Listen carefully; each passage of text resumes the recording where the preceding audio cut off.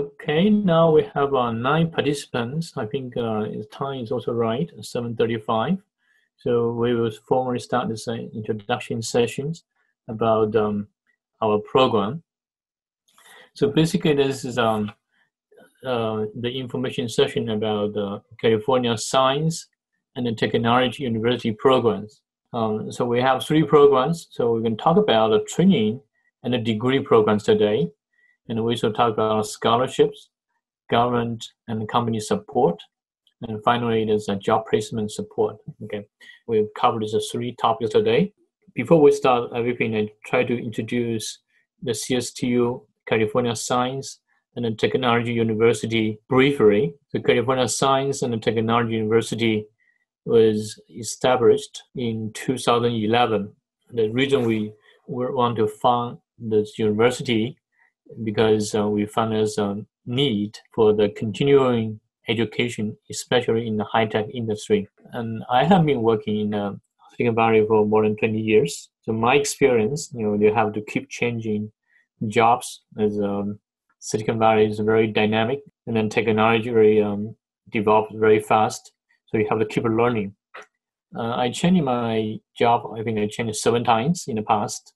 So every time when I change a job, I spend a lot of effort, and you have to decide which direction to go, what technology to learn, what you should do next. So you have to do this constantly. That's the life in Silicon Valley. So I have done that 7 times, and I realized it's not an easy work. So we start with the job training first, just to help people to learn some new technologies in case you need to change your career or you want to change your job, you need to learn something new. And we are also helping people to find the directions. So that's the goal for the CSTU to start in 2011. And then we formally become a university being approved by the BPPE, which is the Education Department of California. And now we have start offering 3 programs. One is the training program, purely just for job searching, finding jobs.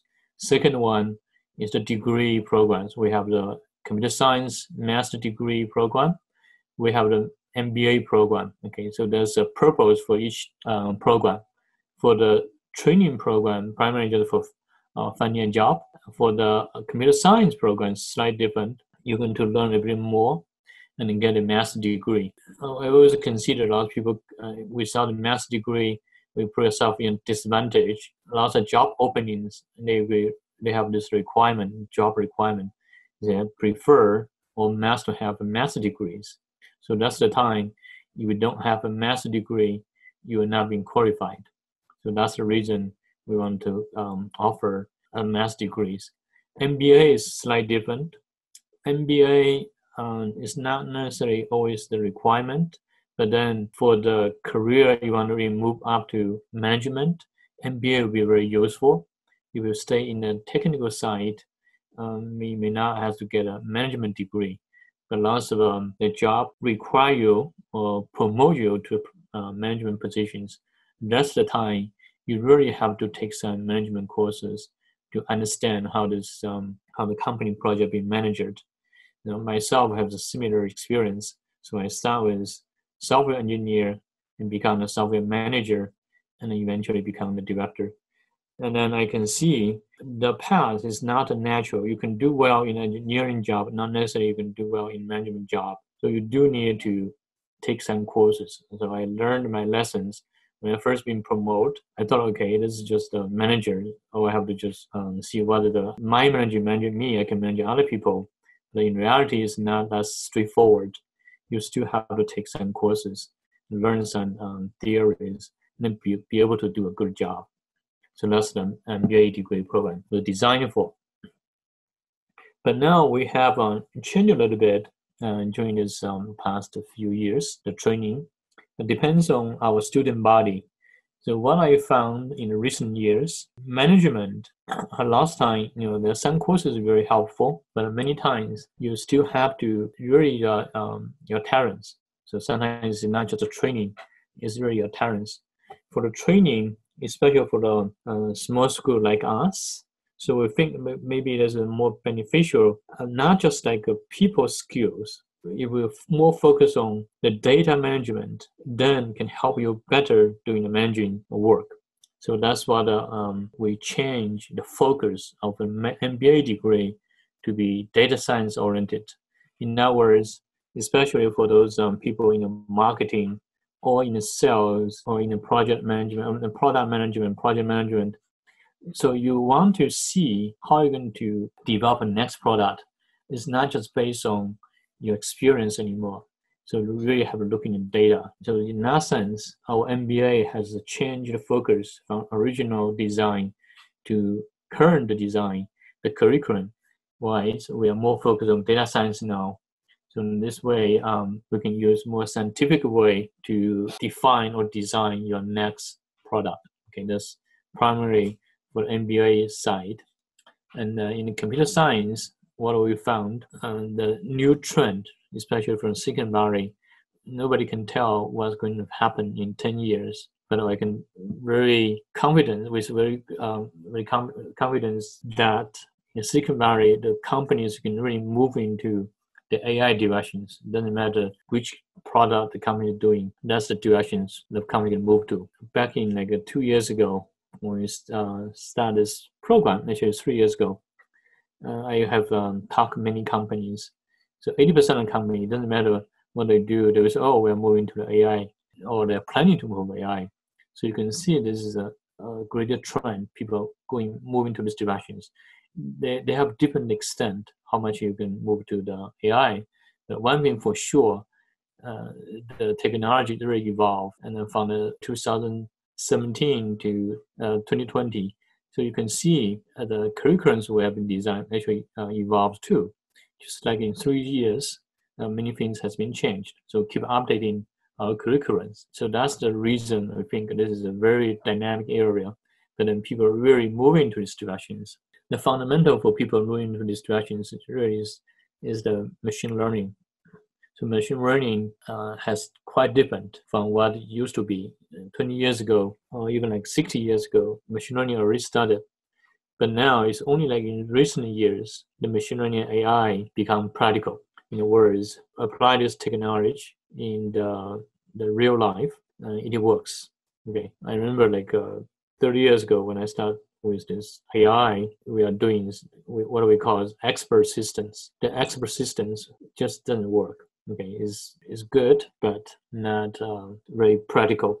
Okay, so that's a very brief background about the CSTU and what we try to do.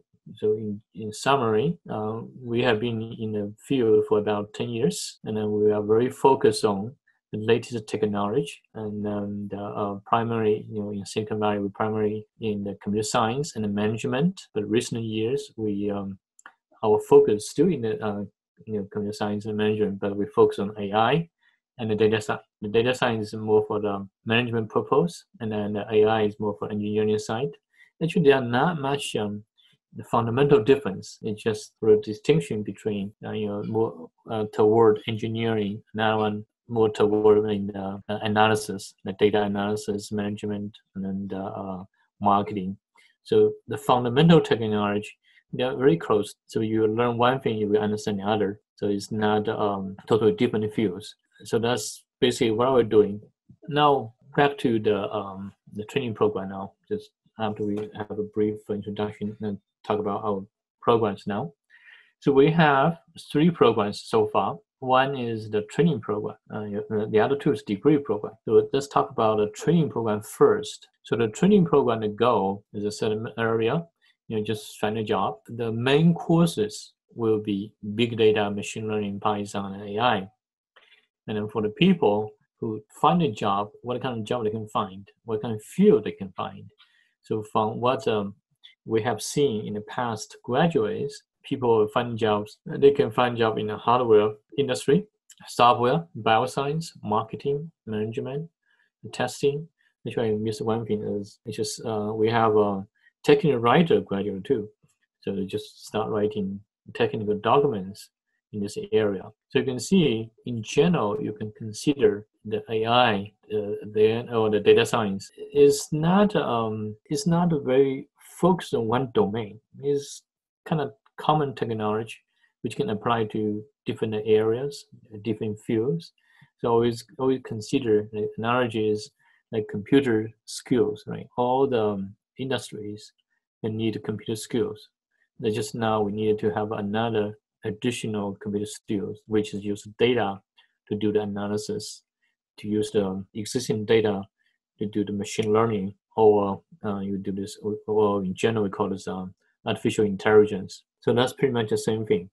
So that's our training goal. Our training goal is help you to find a job which you can integrate with your domain knowledge plus additional skill set. So then you have the competitive skill set, that's the competitive skills, which help you to find a better job, or you change slightly what you're doing and then doing something new to just follow trend. So a lot of people say, okay, you're going to work for another 10 to 20 years. You have to learn something new. So that's the kind of things you probably want to look into to help your career in the future 10 to 20 years. And then there's some expanded courses, right? So the training program, this is the focus, that's the core. Then you can do additional things. We have improved our training program. In the past, our training program only 4 courses, but now we kind of open all the courses, the degree program courses, to the training program too. So you can learn any courses you want to while you are engaged or registered for the training courses, training program. Other things we've been trying to do, including cloud computing, analytics, and then different type of AI applications. We're going to have DevOps, JavaScript, SQL, the full stack, project management, UX, product design. Then we're going to have blockchain, digital marketing.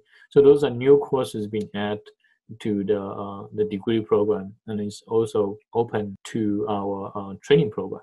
For the people who come in, you think you have some deficiency in your background. So now we also offered some review courses now, just to make up your deficiencies. It could be linear algebra, statistics, or some fundamental the libraries, functions, those kind of things, coding skills. Okay, that's primarily for the training program to go. And then for the degree program, you can consider this is just more courses offered. We don't really do a lot of marketing for our degree programs. So the people who join our degree program, it's more likely they come in the training program and then like our program and stay in the degree program. That's our strategy. We are not intend to do a lot of marketing in degree because the reason is very simple. We are not a prestigious school, so our marketing may not be that effective. But when people really come into our school, they will like our program, and then they're going to stay. So that happens for all our degree students. They stay here only because they like us. They like the flexibility we have. They like the content, our courses, and like the environment we have. And then they feel it's really helpful for their careers, so they stay. And then for a degree program, you have an additional benefit, right? You can learn more, the cutting-edge technologies. You can move up your career with a master degree program. A master degree, you can actually learn more, basically. So that's the idea. People think, okay, this is very helpful, very helping learning the new technologies. Continue on, okay? Another thing is about our degree program is our cost. As I said, we didn't really do a lot of marketing. It's also saved us a lot of cost. This may not be the best thing, but at least for the time being, our cost is very affordable. And then also we have very generous scholarship program. So you can make your study actually very, very affordable.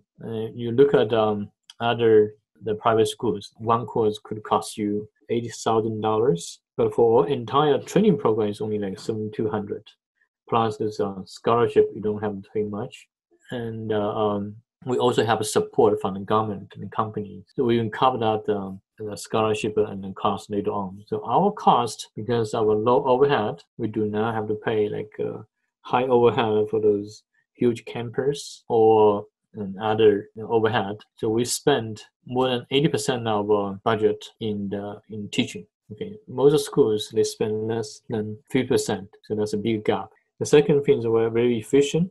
Our instructors are all come from industry. So primarily, there's two type of requirement for instructors. So one is for department education. The department education, they focus on academic criteria, right? Academic readiness, we call the degree requirement. You have to teach the courses with a certain degree. That's all we're saying for all department educations. But for us, we add additional requirement. We need to have industrial experience. As our goal is different. We are not focusing on research. We're only focusing on job market. So we have to have the instructors has to have the industrial experience, be able to teach our students to gain those not just the theory but hands-on experience, so they can pass this interview when they go to find a job.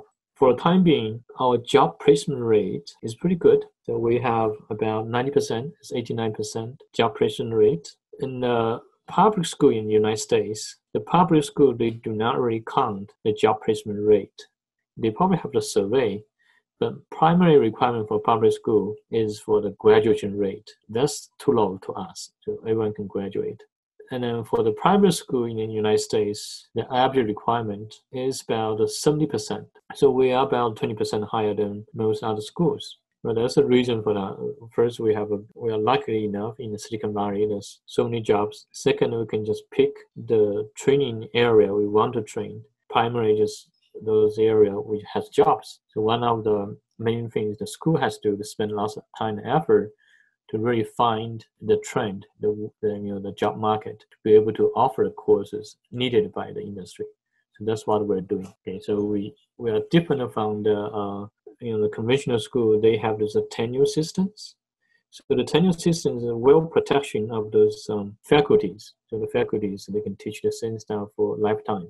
We are very dynamic. We don't want to use the tenure system to give permanent jobs to teaching, but we want to make sure our teaching can really adapt to the latest technology. So we want our faculties being very dynamic. Even if it's obsolete, we have to get a new teaching faculty in to teach the new stuff. That's how we're going to maintain ourselves to have the competitive edge to compete with these big schools. So they have the reputation that we do have provide better training, especially for those latest ones. So even like for data science, when we offered the data science program, actually it's about 1 year earlier than UC Berkeley. So that's how we can do a good job in training.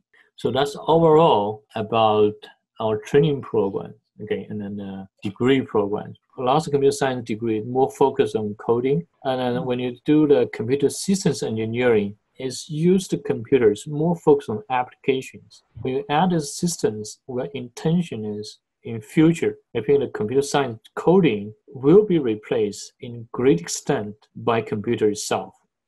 Okay, just learning all of the coding skills is really good, but in terms of the future, a lot of tricks, especially like when I learned computer science, a lot of tricks we learned that time is not so useful now. For example, the memory management in the C, which is very powerful. And then for the people who can really manage memory well, it's very experienced senior computer engineer. But now with this latest language like Java, Python, you don't have to worry about memory anymore.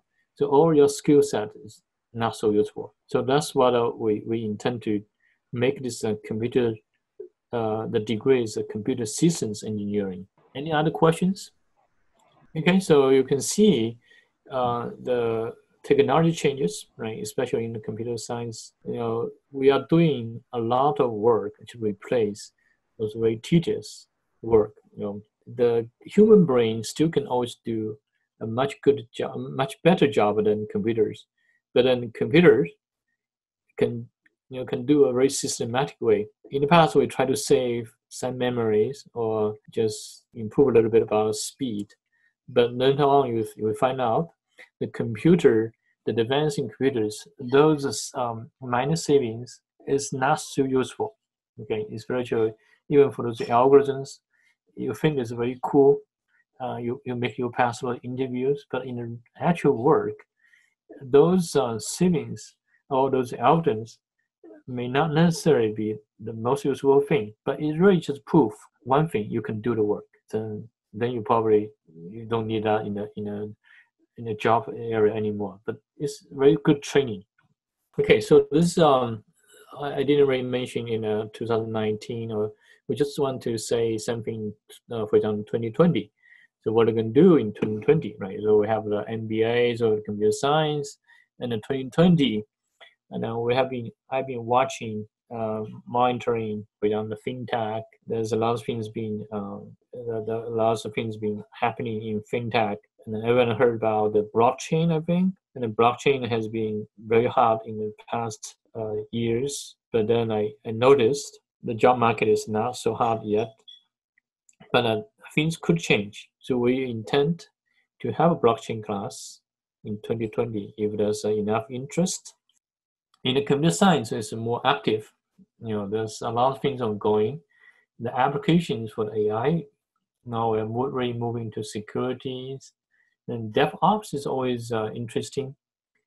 That's purely for the software engineers. Some people come here, they want to be a software development. DevOps will be definitely a good training.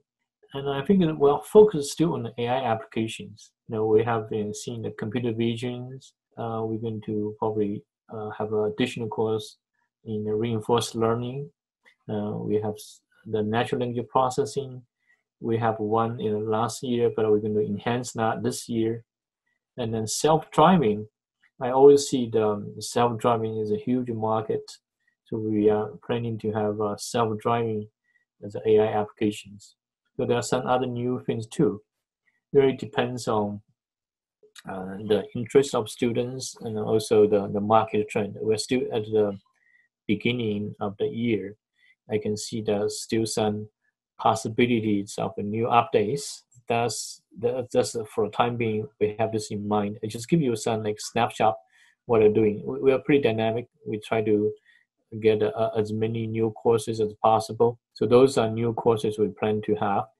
In general, our curriculum design, we just improve every year. We expect 2 to 3 courses being added, and another 2 to 3 courses being improved. So in this way, we can keep improving our school. And as course deliveries, we have been using this hybrid mode, which try to integrate both the distance learning and on-site learning. We insist to have on-site learning because this is probably the best way of learning. But then there's always some constraint for the on-site learning during the weekdays. So we only kind of enforce on-site on weekends because the traffic conditions in Silicon Valley. Our courses are all in the weekends and the evenings. But in evening time, there's always a commute issues. So for that reason, we allow the weekday class to be distant learning. It's like today, we use Zoom sessions. And then we have those classes live. So it's a virtual classroom. The advantage is you can save the commute time. On the weekends, the traffic is good. There's no reason you cannot go to school and then just go to school. Well, for the time being is special situations. Now we have to shelter in place. So we have all online now. That's only for this recent weeks. Maybe only two more weeks, I think. Then we can resume on-site. Since we are doing all those computer-related materials, so we have this recording for all the classes. I think there's a big advantage. You can review the courses just in case you cannot attend the course. You still can watch that later on. So that provides a lot of flexibilities and a lot of time you will do this computer operations. You think you understand, but when you go back and try to duplicate or try to do the same thing, you miss a step, then you can always watch the video and then to review those steps. So the recording is very useful. Not all schools can do that, but we manage to record every single sessions from our school. So that provides lots of flexibilities. People just like it. Sometimes they have to go to some arrangement and miss the class time, and then they watch later on. So our class actually is a small size class. Normally is around 20 people. So it's give you a very good interaction with the professors. And also we have a very friendly the classmates, the school students. I think this is one of the most important part. We have very friendly learning environment. You can ask questions to your peers, and then we even ask students review each other's work. So we have additional review sessions. So we have a class on Saturdays, we have a review session on Sundays, and then you also have a chance to lead a session, teach a session. So what we try to do every single thing to make sure you will learn the stuff. So we do not guarantee jobs. This is not allowed because nobody can guarantee your future jobs, but we do guarantee learning effect. So we can make sure you can learn the things you're supposed to learn. That's what we can guarantee. If you don't understand, you can repeat the course, you can ask questions. Okay, you can do whatever you want to. Just make sure you'll learn eventually. The reason is not the course is so tough, just for all sort of reasons. You may not have time at a certain period of the study, then you can miss something or you misunderstand something. When you have this guarantee program, then you can just keep learning until you learn. So this is we call it, we can guarantee the outcome, but not necessarily the jobs. Okay, any questions so far? Okay, now this is a question I've been asked all the time. Who should be suitable for our programs, right? So we have this nice programs. A lot of people always say, okay, I wish I know that earlier. So who should actually join our program, right? I think as we are more focusing on the AI and the data science, this is very genetic technologies. So any high-tech people, I think should learn. In Silicon Valley, assuming not 80%, at least 50% companies moving to these directions, everyone should learn. Just not just, it could be for your current job or for future jobs. As a working professionals or just temporarily out of jobs, you want to find a new job, and then you want to, for the fresh graduate looking for jobs. Some people are not in the computer science, they cannot find a job, so they need to learn something to find a job. So those are people who actually come to our school for the training. The current, this is just a rough estimate, is actually about 80% of people, they coming from the more or less like hardware background, because those kind of industry that really going down, the job opportunities shrinking. So that's why you need to learn something new. And there'll be a 10% people is from the management side, business side, or some other non-technical side. So they're coming here. And about 10% is actually from the software background. So you can see most people come in to study. They want to learn something new, to change their career a bit and do something new. So that's what the people doing. With this AI and the data science, people are always concerned, do I have the background? Right? A lot of people think, I never learned this before. How hard it would be. Can I still learn those things? So those questions are very legitimate. I think the main thing we need some coding, which is primarily in Python. We'll probably learn a little bit. We need linear algebra. We need some statistics. So those knowledge, you may or may not have them, but that's not important. We will help you to make up those deficiencies. Those are not very complex things. It's easy thing to make up, so you don't have to worry about that. In other words, for the people, depends on their needs. I haven't seen people come in from different backgrounds. Some people have a very strong engineering background. Some people may not have a very strong engineering background. But in the end, they could always learn what they're supposed to learn. So it really depends on what your intentions, right? It's not necessarily after learning you can do coding, or after learning you can do just purely data engineer side. For management, I've seen people learn those things back to management. Technical writers, they're still back to technical writing. And then for the marketing, they probably still continue to do the marketing, but with the additional skill set, they feel more comfortable. I've seen one case, the students is doing more like in the sales side, or the student tell me is, okay, now I feel more comfortable more comfortable to sell this the AI-related products. So that's what the intention is. You can come in with different backgrounds. The primary requirement is just to have the undergraduate education. Then you should be good enough. We do have very rare cases of the high schoolers, but then I have seen as a high schooler they come here to, attending one or two courses for special subject. They are doing pretty well too. But technically, this is only for the people who have undergraduate. But for those students, they have some background, they still can learn.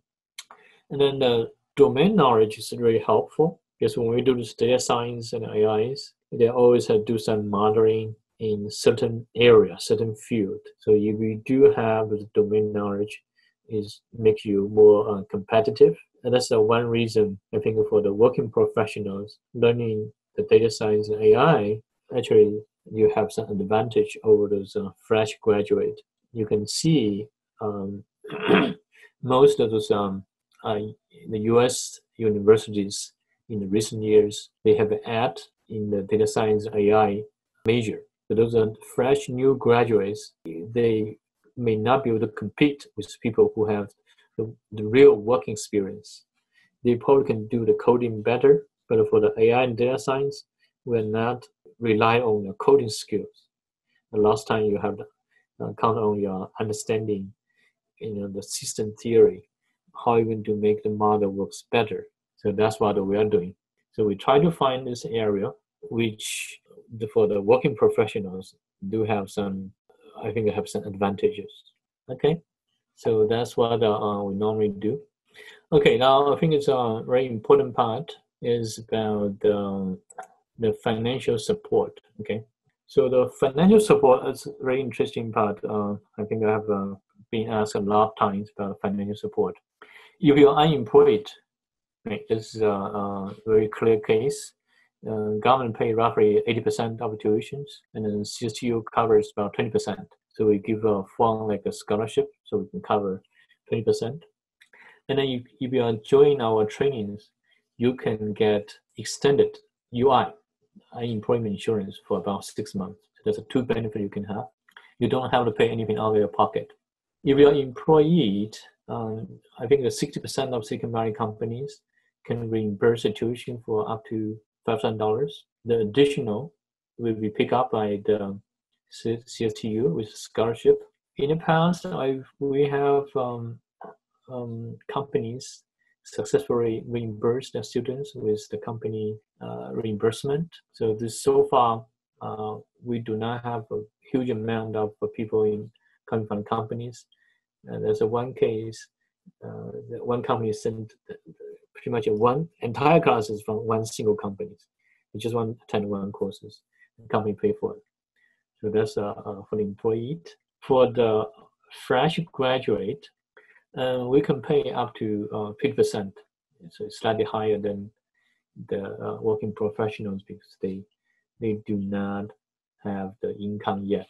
Okay, so that's different arrangement for the fresh graduates. You can delay payments, or you can get more scholarship. So we have this, especially for those international students, they need to find that right away so they come here for the trainings. I think this is part maybe some people are interested in. If you have any questions, let me know. Okay, so I think that I missed one thing. The 20% is for the training program. It's roughly $1,200. And for the degree programs, CSTU can offer $5,000 for degree programs if you're doing well. So the total tuitions is about $18,000. So the degree program offered slightly more, in terms of percentage for the scholarship. So there's AI and the data science, and then we're talking about why we're doing the AI and data science for the high tech. Is any questions? I mentioned this earlier. So I think we probably, if you have additional questions, we can cover them. Otherwise, I think we can move on. Okay, so this is primarily about the challenges we have, especially for the people as working professionals. There's some challenges you have to overcome. Learning is not an easy thing. There's there's always a saying like no pain, no gain. I think that especially if you have a job, I really admire those people who can working and learning simultaneously, because it's a big challenge you have to overcome. You need a very strong motivations. So that's why we want to give you the best promotions or and give you the support, the scholarship to encourage you to study to here. Especially we are working, you are working full time already. Now you can't have to study. This you have to change your mindset. You spend time and effort to study. So it's not easy things. So we have to provide a very friendly learning environment. Allow students to help the others.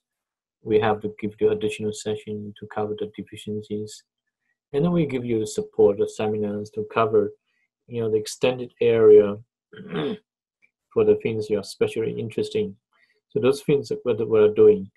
So we'll give you the best support if you're working, and then because the reason is very simple. You have to overcome a lot of challenges. We understand that. So that's what we're doing.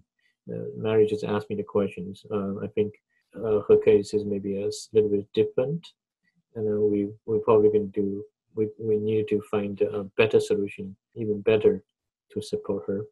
Okay, so this is our training support. Okay, I think that one thing very important. This will be the lifetime learning platform. That's what I want to highlight here. The lifetime learning platform. Lifetime learning platform. Okay, so the lifetime learning platform is what that means as we are, as we are really moving, in Silicon Valley, moving this very fast in the technology-wise. So you really have to have a platform which can help you to continue on improving yourself.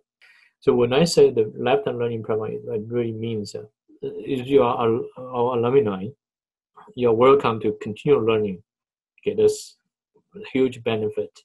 You can come back anytime you want to. For example, you learn this course, the next year we upgrade this course, have some new stuff there, and you are interested in, you're coming back. You can come back. You don't have to pay additional fees or anything else. You can just come back and learn it. And then if you want to, in future, you think you like it, you even want to come back and teach your course, you can come back and teach your course. So that's what we provide.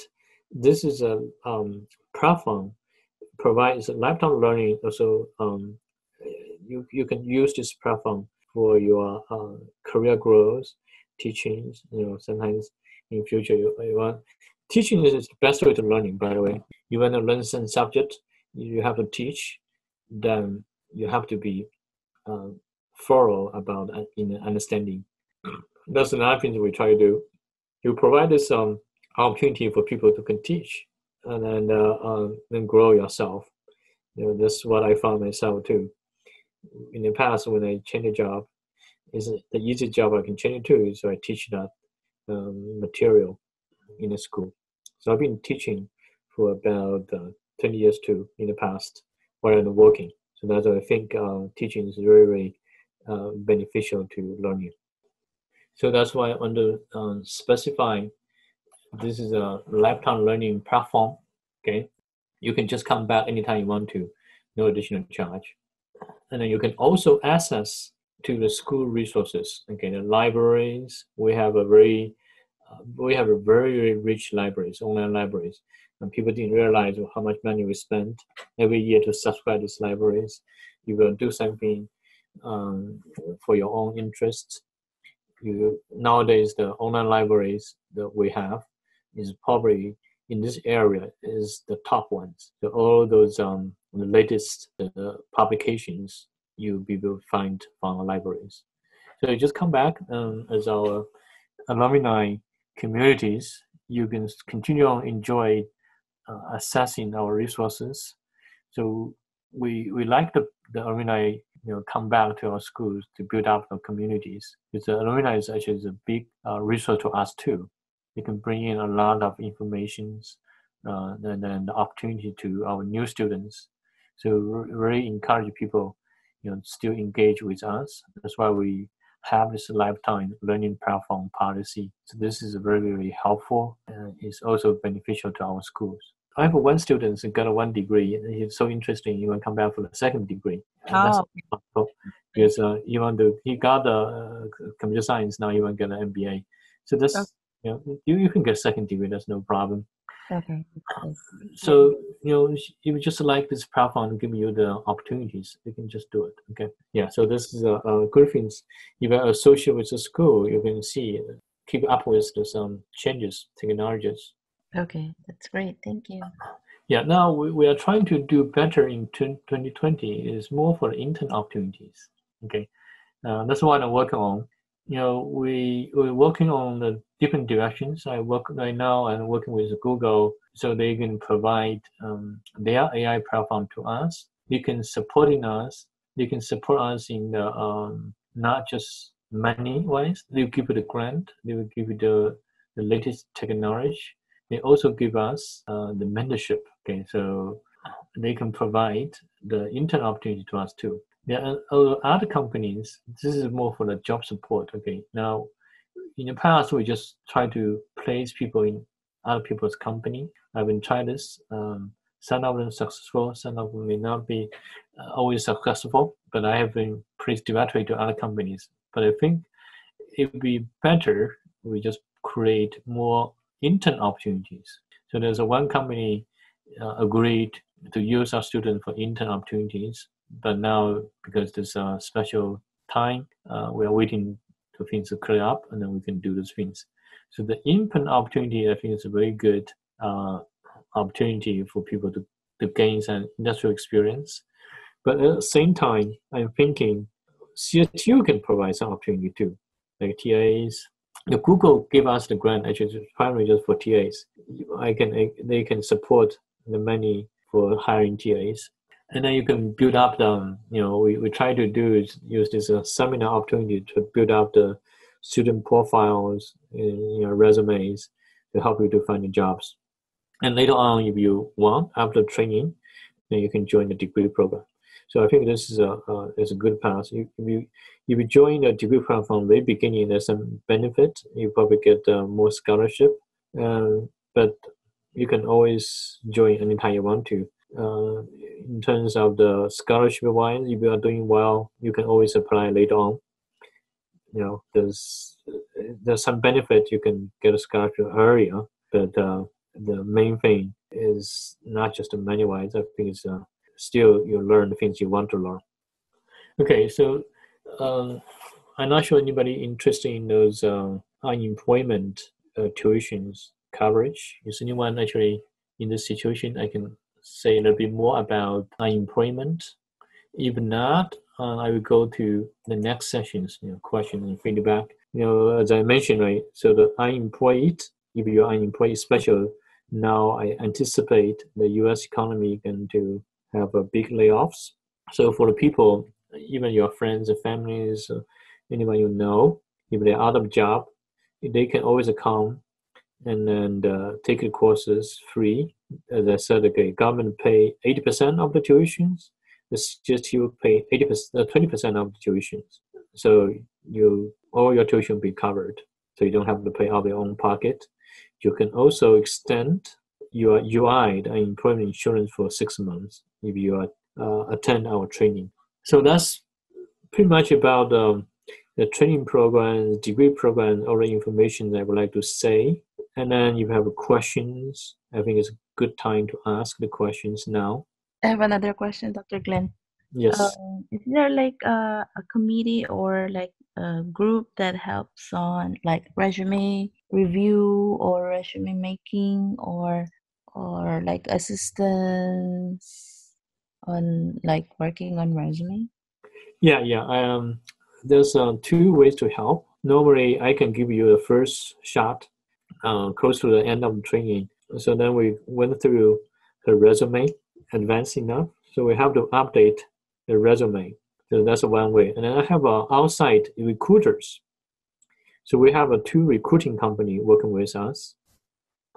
They can help us to review the resumes too. And also they can help to give us actually there are 3 recruiting companies. One actually is not recruiting company. It's more like a staffing company. They can place the job directly. So that's just 3 working with us now. then there's a few other companies. But we're going to go through whoever have the resumes. We can go through resumes, and then we see how we're going to improve resumes. To then you have give you more opportunity to expose to the potential employers. So is the help after graduation or even like before, like right now? I think it really depends on the timing. If you think you're ready, you start as soon as possible. You don't have to wait until you graduate, but then you don't want to start too early because if you're not ready, it doesn't really help. Okay. Okay. Thank you, Dr. Glenn. Yes. Okay, if not, we can conclude today's session.